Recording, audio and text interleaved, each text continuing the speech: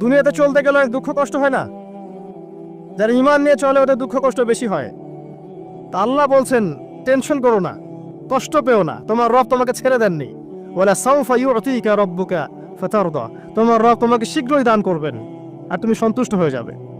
আলাম ইয়াজিদকা ইয়াতীমান ফাআওয়া, আল্লাহ বলছেন আল্লাহ কি তোমাকে এতিম রূপে পাননি, এরপর আল্লাহ কি তোমাকে প্রতিপালন করে বড় করেননি? ওয়াজাদাকা দাল্লান ফাহাদা, আল্লাহ কি তোমাকে পথভ্রষ্ট পান নাই, তোমাকে আল্লাহ পাক হেদায়েত দেন নাই? তো আল্লাহ যে এগুলো করেছেন সে আল্লাহ তোমাকে পরকালে ইনশাআল্লাহ ভালো রাখবেন।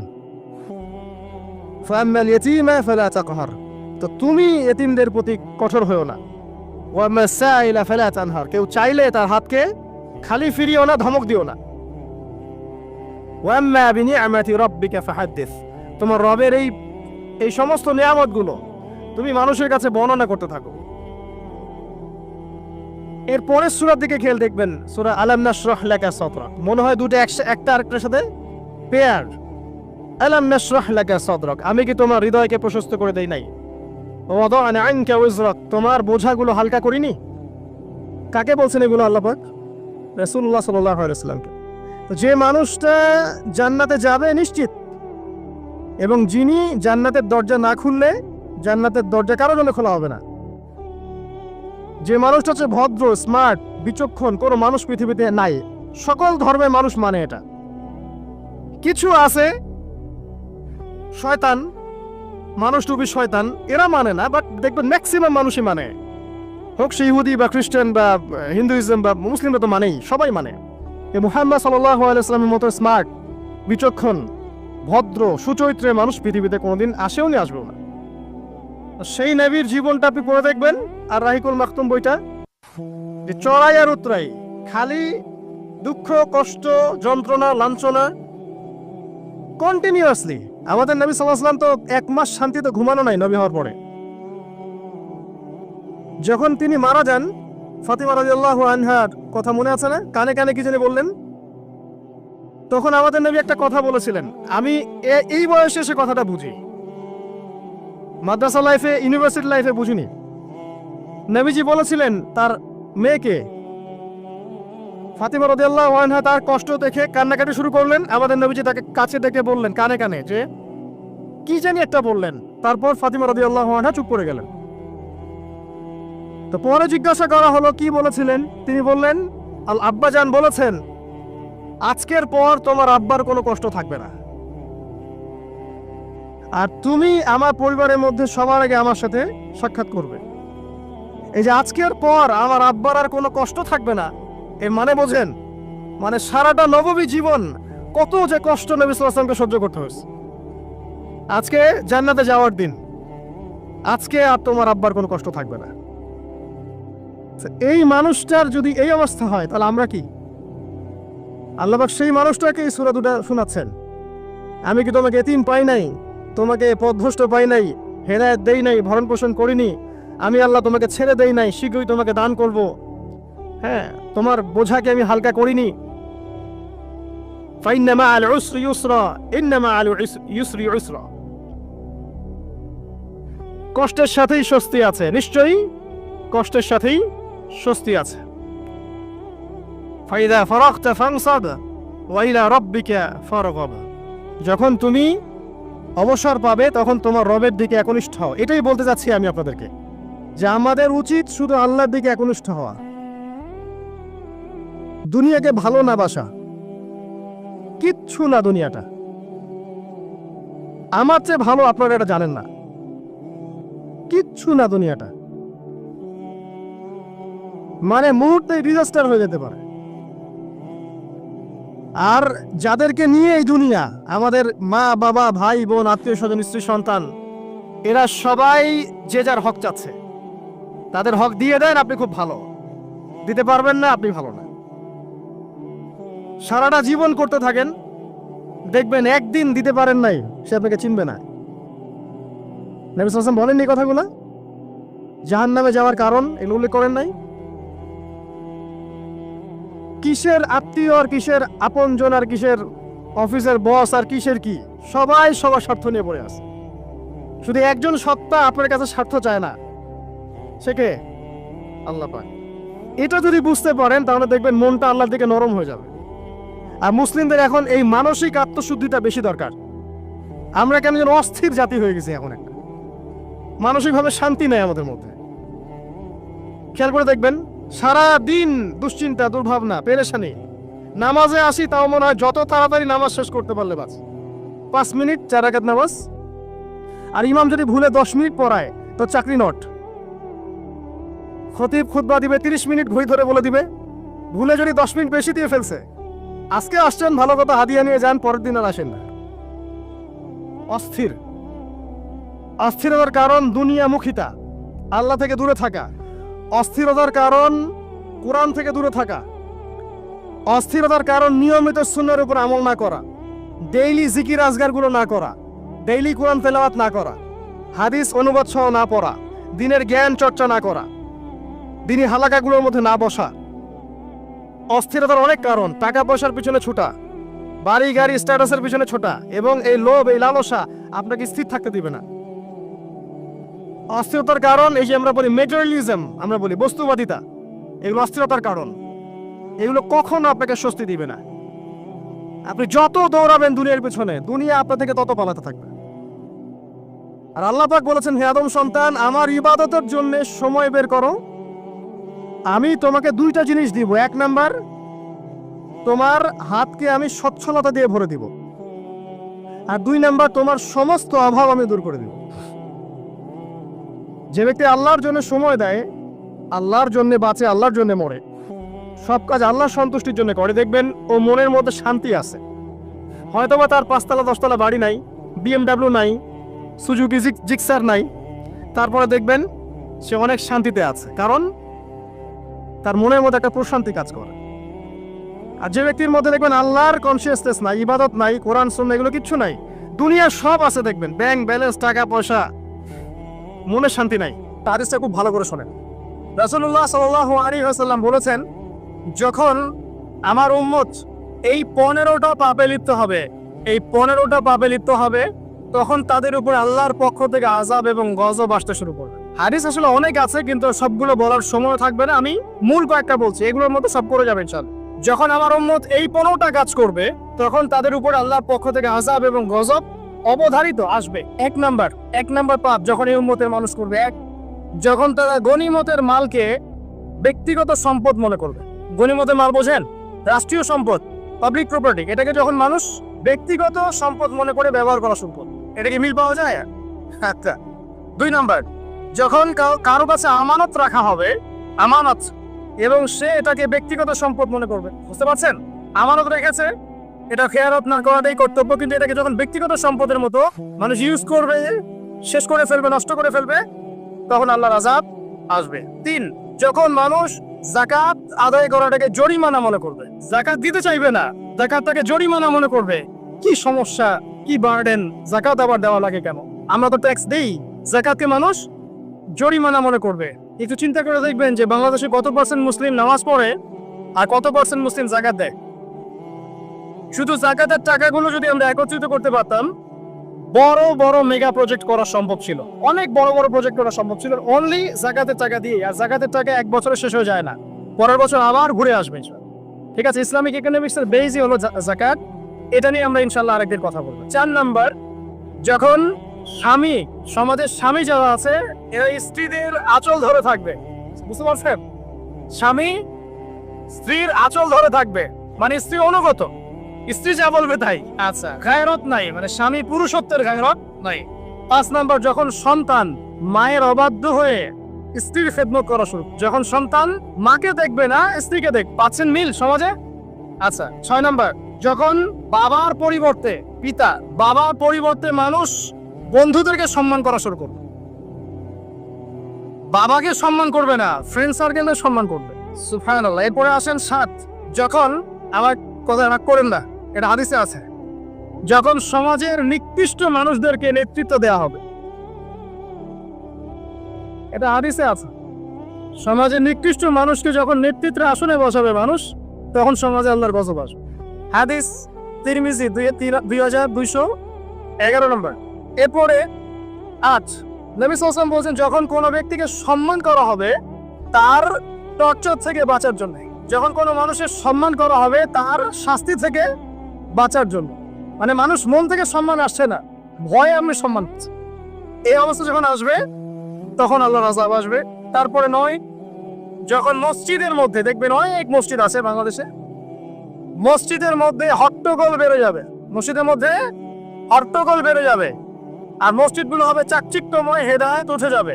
মসজিদ হবে চকচকা তাজমহলের মতো এক একটা, কিন্তু হেদায়েত উঠে যাবে, মসজিদে হট্টগোল বেড়ে যাবে। 11, যখন পুরুষেরা রেশমি কাপড় পরবে, পুরুষেরা সিল্কের রেশমি কাপড় পরবে, পুরুষের জন্য স্বর্ণ আর রেশমি কাপড় পরা হারাম। এখন পুরুষেরা অনেকে স্বর্ণ পরে, রেশমি কাপড়ও পরে, এটা মহিলাদের জন্য জায়েজ। এরপরে 12, যখন প্রকাশ্যে মদ্যপান করা হবে, আর মদ্যপানের মধ্যে ভাই সিগারেটও পড়ে, আপনার গাঁজা ইয়াবা সবই পড়ে। যারা প্রশাসনে আছে, আমাদের এখানে অনেক ভাই প্রশাসনে আছে, তারা জানে যে মাদক দ্রব্য নিয়ন্ত্রণ করতে তাদেরকে কত হ্যাসেল পোহাতে হয়। আর এমন এমন কেস আসে যে মানুষ আপনি কল্পনা করতে পারবেন না।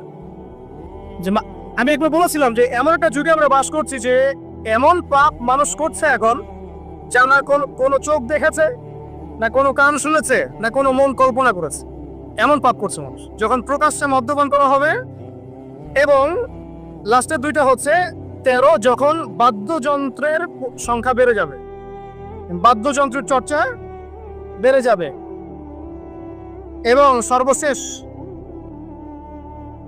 যখন গায়িকাদেরকে সম্মান করা হবে, এবং উম্মতের শেষের দিকের লোকেরা, মানে আমরা উম্মতের প্রথম দিকের লোকদেরকে গালিগালাজ করবে।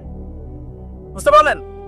যখন মাদকদ্রব্য প্রকাশ্যে পান করা হবে, যখন আপনার রেশমি কাপড় পুরুষেরা পরবে, যখন বাদ্যযন্ত্র তৈরি করা হবে, চর্চা করা হবে, এবং গায়িকাদেরকে সম্মান করা হবে, এবং যখন এই উম্মতের শেষের মানুষেরা উম্মতের প্রথম দিকের মানুষদেরকে গালিগালাজ করবে। সাহাবীরা কি জানতো? আয়েশা রাদিয়াল্লাহু আনহা চরিত্র অমুক ছিল, এই ছিল, সেই ছিল, ইত্যাদি। নাউযুবিল্লাহ। এই কথাগুলো এখন আসে না। এই হাদিসে যে 15টা পয়েন্ট আছে, আমি বেশি হাদিস আনি নাই, আমি নিজে পড়েছি সবগুলোই, কিন্তু আনিনি বেশি হাদিস, এতগুলো বলার সময় নাই। এই একটা হাদিস কি যথেষ্ট না? হাদিসে রাবি আলী রাদিয়াল্লাহু আনহু তিনি বলছেন, যখন এই আমলগুলো সমাজে বেশি বেশি চালু হয়ে যাবে, তখন কি হবে? নবী সাল্লাল্লাহু আলাইহি ওয়াসাল্লাম বলছেন যে তখন জমিনের মধ্যে আল্লাহর পক্ষ থেকে গজব আসবে। কি কি? 1 নাম্বার, প্রবল ঘূর্ণিঝড়, জলোচ্ছ্বাস। 2, আগুনও বর্ষণ হতে পারে, হাদিসে আসছে। 3, ভূমিকম্প হবে বেশি বেশি। 4, মানুষের আকৃতি পরিবর্তন হয়ে যাবে, মানুষের আকৃতি পরিবর্তন হয়ে যাবে। এই হাদিসটা আমি আপনাদের জন্য এনেছিলাম। এরপরে আসেন, আরেকটা হাদিস আছে, এইটাতে যাওয়ার আগে আমি কোরআনের একটা আয়াতে যাচ্ছি। সূরা রুমের 41 নম্বর আয়াত। আল্লাহ পাক এই আয়াতে বলছেন আযাব নাজিল হওয়ার একটা কারণ, যাহারাল ফাসাদু ফিল বাররি ওয়াল বাহরি বিমা কাসাবাত আইদিন নাস, এটা একটা কারণ। জলে এবং স্থলে যত বিপর্যয় ছড়িয়ে পড়েছে, এগুলো মানুষের হাতের কামাই। তার মানে যত ফাসাদ ছড়াবে সবকিছু আল্লাহর পক্ষ থেকে নয়, এখানে মানুষেরও হাতের কামাই থাকবে। এখন আপনি দেখেন, পরিবেশ দূষণ করছে কারা? মানুষ। বনভূমি উজাড় করছে কারা? মানুষ। এই যে কার্বন মনোক্সাইডের পরিমাণ বাড়ছে বাতাসে, এগুলো কারা বাড়াচ্ছে? জিন, মানুষ। অর্থনীতির মধ্যে ফাসাদ কে করছে? সুদের মধ্য দিয়ে অর্থনৈতিক সিস্টেমে ফাসাদ কে ডেকে এনেছে? মানুষ। জাকাত বন্ধ করছি কারা? আমরা। তাই নয় কি? আপনি দেখেন সোশ্যালি যে সমস্যাগুলো হচ্ছে, এই যে জমি নিয়ে সমস্যা, আত্মীয়তার বন্ধন নিয়ে সমস্যা, টাকা পয়সার সমস্যা, পদের লড়াই, ক্ষমতার লড়াই, কারা করছে এগুলা? জিন শয়তান, মানুষ। এটা হচ্ছে কোরআনের এই হাতের ব্যাখ্যা, যে জলে এবং স্থলে যত বিপর্যয়, এগুলো মানুষের হাতের কামাই। তার মানে মানুষেরও এখানে প্রচন্ড রকম দোষ আছে। অন্যথা আল্লাহ পাক তো আর এখানে এমনি গজব পাঠাতেন না। এরপরে আসেন, সিলসিলা সহিহার মধ্যে আরো 5টা পাপের কথা আছে, যে 5টা পাপের কারণে সমাজে আল্লাহ পাকের গজব আসে। এই 5টা পাপ আমি আপনাকে শোনাচ্ছি।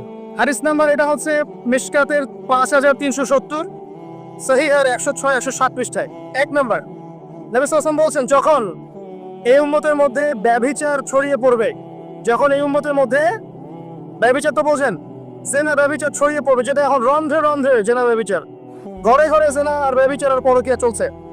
তখন সমাজে এমন কিছু রোগ ব্যাধি দেখা দিবে, এমন কিছু মহামারী আসবে যেগুলো আগে কখনো ছিল না। কোরআন এবং হাদিসের ঊর্ধ্বে কোনো কথা আছে? সবকিছু স্পষ্ট, কিন্তু মানি বা না মানি এটা আমাদের ব্যাপার, বাট শুনতে তো আপত্তি নাই। শুনতে আপত্তি আছে? আচ্ছা। 2 নাম্বার, যখন এই উম্মতের মানুষ মাপে কম দেওয়া শুরু করবে, যখন আমি বললাম না মাপে কম দেওয়া, হাদিস শোনাবো, মাপে কম দেওয়া শুরু করবে, তখন এই উম্মতের মধ্যে দুর্ভিক্ষ দেখা দিবে। কি দেখা দিবে? দুর্ভিক্ষ দেখা দিবে, এবং তাদের উপরে অত্যাচারী বাদশার শাসন চাপিয়ে দেওয়া হবে। তাহলে আমরা বেশি করে মাপে কম দিব নাকি? ইনসাফের সাথে ব্যবসা করেন, আল্লাহ পাক তৌফিক দান করুন। 3 নাম্বার, যখন এই উম্মতের মানুষ যাকাত দেওয়া বন্ধ করে দিবে, যখন এই উম্মতের মানুষ যাকাত দেওয়া বন্ধ করে দিবে, তখন আসমান থেকে আল্লাহ বৃষ্টি বন্ধ করে দিবেন। হাদিসের শেষ অংশে আছে, যদি জমিনের মধ্যে পশু পাখি এরা না থাকতো তাহলে আল্লাহ পাক আদৌ কখনো বৃষ্টি দিতেন না। তাহলে আমরা কি যাকাত দেওয়া বন্ধ করে দিব? চালু করবো ইনশাআল্লাহ। 4 নাম্বার, যখন এই উম্মতের মানুষ আল্লাহ এবং তার রাসূলের সাথে বিশ্বাসঘাতকতা করবে, এটা আপনারা বোঝেন, আল্লাহ এবং তার রাসূলের সাথে বিশ্বাসঘাতকতা করবে, তখন আল্লাহ পাক তাদের উপরে অমুসলিমদের আধিপত্য চাপিয়ে দিবেন। নেন, যখন আল্লাহ এবং তার রাসূলের সাথে বিশ্বাসঘাতকতা করবে এই উম্মতের মানুষ, তখন অমুসলিমদের ভয় এবং শাসন এবং তাদের যে আগ্রাসন, এটা আল্লাহ পাক মুসলিমদের উপরে চাপিয়ে দিবে, আল্লাহ চাপিয়ে দিবে। আর সর্বশেষ, যখন এই উম্মতের মানুষের আল্লাহর কিতাবকে রেসপেক্ট করবে না, সম্মান করবে না এবং এর বিধানগুলোর কোনো পরোয়া করবে না, আল্লাহ পাক তখন মুসলিমদের মাঝে আপোষে মারামারি ক্রন্দন লাগিয়ে দিবেন। নেন, আর হাদিসের দরকার আছে? নাই। আরেকটা হাদিস শোনাই, শেষ, এটা লাস্ট। এই হাদিসের রাবী হচ্ছেন হুযায়ফা রাদিয়াল্লাহু আনহু। এটাও তিরমিজিতে আছে, 2169 নম্বর হাদিস। নবীজি বলছেন, লা তা'মুরুন্না বিল মা'রুফ, তোমরা অবশ্যই সৎ কাজের আদেশ করবে। মুসলিমরা তোমরা অবশ্যই সৎ কাজের আদেশ করবে, ওয়া লা তানহাউনা আনিল মুনকার, এবং তোমরা অবশ্যই মন্দ কাজ থেকে মানুষকে নিষেধ করবে। আও লা ইউশিকান্নাল্লাহু আইয়াবা'আসা আলাইকুম ইকাবাম মিন, অথবা আমি তোমাদের প্রতি ভয় করছি আল্লাহ পাক তার পক্ষ থেকে তোমাদের উপর আযাব চাপিয়ে দিবেন। সুম্মা তাদউনাহু, এরপর তোমরা আল্লাহকে ডাকবে, লা ইউস্তাজাবা দুআকুম, তোমাদের দোয়া তখন কবুল হবে না। এখানে আযাব নাযিলের একটা কারণ পেলাম, যখন সৎ কাজের আদেশ অসৎ কাজের নিষেধ আমরা ছেড়ে দিব, আল্লাহর পক্ষ থেকে গজব মাস্ট বি আসবে, এবং তখন মানুষ দোয়া করবে, আল্লাহ এই দোয়া কবুল করবেন না। এখন এগুলো হলো যদি আল্লাহর পক্ষ থেকে গজব হয় তাহলে এই বিষয়। আর এমন হতে পারে যে আল্লাহর পক্ষ থেকে পরীক্ষা। যদি আল্লাহর পক্ষ থেকে পরীক্ষা হয় তাহলে সুসংবাদ আছে। কিরকম? আল্লাহ রাব্বুল আলামিন সূরাতুল বাকারার 155 নম্বর আয়াতে বলছেন, আল্লাহ পাক সূরাতুল বাকারা 155 নম্বর আয়াতে বলছেন যে লানাবলুওয়ান্নাকুম বিশাইইন মিনাল খাউফি ওয়াল জু'i, অবশ্যই অবশ্যই আমি আল্লাহ তোমাদেরকে পরীক্ষা করব। আর পরীক্ষা কাদের উপরে আসবে? যারা মুমিন তাদের উপরে, যারা আল্লাহ পাকের বিধিবিধান মেনে চলছে, আল্লাহর গজব নাজিলের মাধ্যম বানাচ্ছে না, তাদের উপরে পরীক্ষা আসবে। তো আমরা আগে চিন্তা করবো যে আমরা এদের কাতারে পড়ি কিনা, আর যদি পড়ি তাহলে এই সলিউশন। যদি আল্লাহ পাক আমাদেরকে পরীক্ষা করেন বিপদ দিয়ে, বালা মুসিবত দিয়ে, তাহলে আল্লাহ বলছেন অবশ্যই আমি তোমাদেরকে পরীক্ষা করব মিনাল খাউফি, কিছু ভয় দিয়ে, ওয়াল জু'i, এবং ক্ষুধা দিয়ে পরীক্ষা করব, ওয়া নাকসি মিনাল আমওয়ালি ওয়াল আনফুস, তোমাদের নফস জানমালের ক্ষতি দিয়ে পরীক্ষা করব, ওয়াস সামারাত, এবং ফসল ফলাদির ক্ষতি দিয়ে আমি তোমাদেরকে পরীক্ষা করব, ওয়া বাশশিরিস সাবিরিন, যারা সবর করবে এদের জন্য সুসংবাদ। এরা কারা? যারা বলে ইন্না লিল্লাহি ওয়া ইন্না ইলাইহি রাজিউন, আমরা আল্লাহর জন্য, আমরা আল্লাহর দিকে ফিরে যাব। তাহলে যদি আল্লাহর পক্ষ থেকে পরীক্ষা হয়ে থাকে তাহলে আমরা সবর করবো ইনশাআল্লাহ তাআলা। আল্লাহ পাক বলছেন 5টা বিষয় দিয়ে আল্লাহ পাক পরীক্ষা করবেন: জানের ক্ষতি, মালের ক্ষতি, ভয়, ক্ষুধা এবং ফসলের মাধ্যমে। এরপর যারা সবর করবে তাদের জন্য অনেক পুরস্কার আছে। আল্লাহ পাক বলছেন যে যখন আল্লাহ পাক কোনো কওমের কল্যাণ চান, যখন আল্লাহ পাক কোনো কওমের কল্যাণ চান, আল্লাহ রাব্বুল আলামিন সেই কওমকে বিপদ আপদ বালা মুসিবত দিয়ে পরীক্ষা করেন। যখন আল্লাহ পাক কোনো মুসলিম কওমের কল্যাণ চান তখন আল্লাহ পাক তাদেরকে বিপদ আপদ বালা মুসিবত দিয়ে পরীক্ষা করেন। বুখারীর মতো একটা হাদিস এসেছে 5642 নম্বর। নবী করিম সাল্লাল্লাহু আলাইহি ওয়াসাল্লাম বলেছেন যে একজন মুসলিম ব্যক্তির যদি কোনো ক্লান্তি হয় অথবা কোনো অসুখ হয়, রোগ হয় অথবা দুশ্চিন্তা হয়, এমনকি যদি তার পায়ে একটু কাঁটাও বিধে, আল্লাহ রাব্বুল আলামিন এই ওসিলায় তার গুনাহগুলোকে মাফ করে দিবেন ইনশাআল্লাহ। তাহলে আল্লাহ পাকের যদি পরীক্ষা হয় আমরা সবর করি তাহলে আমরা এই বেনিফিট পাবো ইনশাআল্লাহ, এই ফজিলত পাবো ইনশাআল্লাহ। আরো আছে, রাসূলুল্লাহ সাল্লাল্লাহু আলাইহি ওয়াসাল্লাম বলেছেন আল্লাহ যখন কোনো কওমে বা কোনো বান্দার কল্যাণ চান তখন তাড়াতাড়ি তাদেরকে দুনিয়াতে পাপের শাস্তি প্রদান করেন। তাড়াতাড়ি তাদেরকে দুনিয়াতেই পাপের শাস্তি প্রদান করেন। আর যখন আল্লাহ পাক কোনো কওমের অমঙ্গল চান তখন তাদেরকে অবকাশ দিতে থাকেন। এরপর কিয়ামতের দিন আল্লাহ পাক তাদেরকে পূর্ণ মাত্রায় ধরবেন। অতএব যখন কোনো জাতির পরীক্ষা চলে আসে তারা যেন ধৈর্য ধারণ করে, আর যারা আল্লাহর পরীক্ষা অসন্তুষ্ট হবে আল্লাহ পাক তাদের প্রতি অসন্তুষ্ট হবে। এটা একটা হাদিস, এটা মুসলিমে এসেছে 2396 নম্বর হাদিসে। আরেকটা বলে শেষ করছি যে রাসূলুল্লাহ সাল্লাল্লাহু আলাইহি ওয়াসাল্লাম বলেছেন মুমিন পুরুষ এবং নারীর জন্য, মুমিন পুরুষ এবং নারীদেরকে তাদের জান, মাল, সন্তান সন্ততি, ধন সম্পদ এগুলো দিয়ে ক্রমাগত পরীক্ষা করা হতে থাকে। এমনকি সে যখন ইন্তেকাল করে তখন নিষ্পাপ হয়ে আল্লাহর সাথে সাক্ষাৎ করে। এই পরীক্ষাগুলোর মধ্য দিয়ে আল্লাহ পাক এই গুনাহগুলোকে মাফ করে দেন।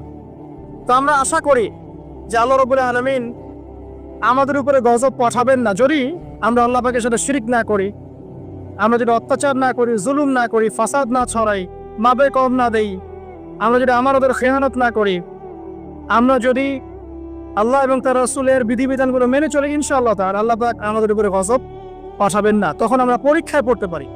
আর পরীক্ষায় পড়লে আমরা সবর করব। 2 নম্বর কাজ হলো তওবা করব। তওবা করার ফলে বিপদ আপদ কেটে যাবে ইনশাআল্লাহ তাআলা। আমরা বলবো সবাই আস্তাগফিরুল্লাহাল্লাযী লা ইলাহা ইল্লা হুয়াল হাইয়ুল কাইয়্যুম ওয়া আতুবু ইলাইহি লা হাওলা ওয়ালা কুওয়াতা ইল্লা বিল্লাহিল আলিয়্যিল আযীম। আল্লাহ পাক সূরা জুমারের মধ্যে এটাও বলেছেন 53 নম্বর আয়াতে, ইয়া ইবাদিয়াল্লাযীনা আসরাফু আলা আনফুসিহিম, হে আমার বান্দারা যারা নিজেদের উপর জুলুম করেছো, লা তাকনাতু মির রাহমাতিল্লাহ, তোমরা আল্লাহর রহমত থেকে নিরাশ হয়ো না। ইন্নাল্লাহা ইয়াগফিরু যুনুবা জামিআ, আল্লাহ পাক সমস্ত গুনাহ মাফ করতে পারে। অতএব তওবা করাটা সবচেয়ে ভালো অপশন। আগে আমরা সবর করব, বিপদ থেকে শিক্ষা নিব, তওবা করব এবং দুর্দশাগ্রস্ত মানুষের পাশে দাঁড়াবো। এখন সমকালীন যে সংকট চলছে এখানে আমরা অনুরোধ করব যাদের সামর্থ্য আছে তারা সবাই যার যার সামর্থ্য অনুযায়ী যেখানে যেখানে আমাদের ভাইরা বন্যার শিকার হয়েছেন বা যে কোনো রকম বিপদ বালা মুসিবতের শিকার হয়েছেন তাদের পাশে দাঁড়াবেন। খাবার দিয়ে, কাপড় দিয়ে, ওষুধপত্র দিয়ে বিভিন্নভাবে আপনারা তাদেরকে সেবা করবেন, তাদের পাশে দাঁড়াবেন। কারণ আল্লাহ রাব্বুল আলামিন বলেছেন একটা হাদিসের মধ্যে তার রাসূলের মাধ্যমে যে যতক্ষণ পর্যন্ত মুসলিম এক ভাই আরেক ভাইয়ের সাথে থাকে আল্লাহ পাক ততক্ষণ পর্যন্ত তার সাথে থাকেন। এবং কোনো মুসলিম যদি আরেক মুসলিমের একটা উপকার করে, একটা কষ্ট দূর করে দেয়, আল্লাহ পাকও তার দুনিয়া আখিরাতের কষ্ট দূর করে দেবেন ইনশাআল্লাহ। কোনো মুসলিম ভাই যদি অন্য কোনো মুসলিম ভাইয়ের দোষ গোপন রাখে আল্লাহ পাক কিয়ামতের মাঠে তার দোষগুলোকে গোপন রাখবে ইনশাআল্লাহ তাআলা। অতএব শেষ কথা হচ্ছে, আসুন এই যে কোরআন থেকে আমরা বিভিন্ন জাতির আযাব এবং গজবের হিস্ট্রিগুলো জানলাম, এখান থেকে শিক্ষাগুলো হচ্ছে, এক, আমরা শিরকের পাপ থেকে তওবা করব। 1 নাম্বার, শিরকের পাপে আমরা লিপ্ত হব না ইনশাআল্লাহ। তাহলে আল্লাহ পাক আমাদের আমল নামে শিরকের পাপ থাকলে যেন মাফ করে দেন এবং বাকি জীবন শিরক মুক্ত আমল করার তৌফিক দান করেন। দিনের মধ্যে বেদাত আছে, এগুলো থেকে আল্লাহ পাক আমাদেরকে বেঁচে থাকার তৌফিক দান করেন, কারণ বেদাতের উপর আল্লাহ পাকের গজব চলে আসে। আল্লাহ পাক আমাদেরকে সুদ থেকে বাঁচিয়ে রাখুন এবং যাকাত প্রদান করে তৌফিক দান করুন যাতে করে আল্লাহর গজবে আমরা না পড়ি। আল্লাহ পাক আমাদেরকে মাপে কম দেয়া থেকে বাঁচিয়ে রাখুন, সৎভাবে ব্যবসা করার তৌফিক দান করুন যাতে করে আমরা আল্লাহর গজব থেকে বেঁচে থাকতে পারি।